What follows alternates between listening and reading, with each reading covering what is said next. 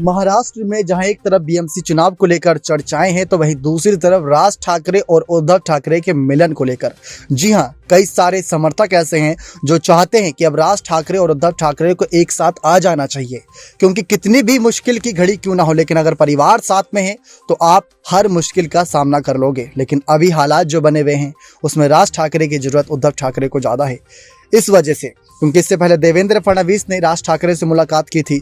एकनाथ शिंदे भी राज ठाकरे से मुलाकात करने उनके घर पहुंचे। राज ठाकरे शिंदे और फडणवीस से मुलाकात करने नहीं पहुंचे, ये बात ध्यान करने योग्य है।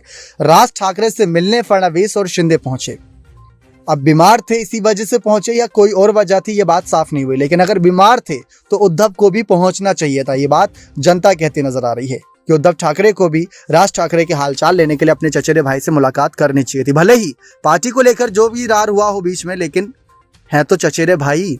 लेकिन अब यहाँ पर देखा जाए जो सियासी घटनाक्रम हुआ है, जो बड़े सत्ता परिवर्तन हुए, उसको देखकर अंदेशा यही जताया जा रहा है कि राज ठाकरे की वापसी क्या मातोश्री में वापसी हो पाएगी या नहीं। इस पर उद्धव का क्या फैसला था आपको बताते हैं। रामदास कदम जब शिंदे गुट में जा रहे थे तो उन्होंने खुलासा करते हुए ये कहा था कि जब राज ठाकरे पार्टी छोड़कर जा रहे थे, बगावत उन्होंने नहीं की थी, लेकिन पार्टी छोड़कर जब जा रहे थे तो काफ़ी सारे विधायक नाराज थे, काफ़ी सारे विधायक खफा थे, क्योंकि वो चाह रहे थे कि उद्धव ठाकरे उनको रोकें।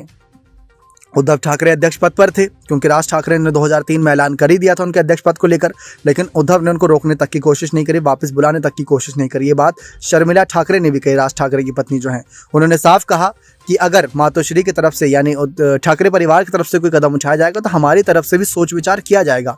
लेकिन अभी तक इसी बात को लेकर कोई भी चर्चा नहीं होती नजर आई है। लेकिन रामदास कदम से उद्धव ठाकरे ने ये बात कही थी कि इस पर जरूर सोचा जाएगा राज ठाकरे की वापसी का, क्योंकि अगर आज राज ठाकरे शिवसेना में होते तो शायद शिवसेना की ये नौबत नहीं आती और महाविकास आघाड़ी सरकार भी नहीं बनती, क्योंकि राज ठाकरे की कट्टरपंथी आप जानते हो कि वो अपने विचारों के कितने अडिग हैं।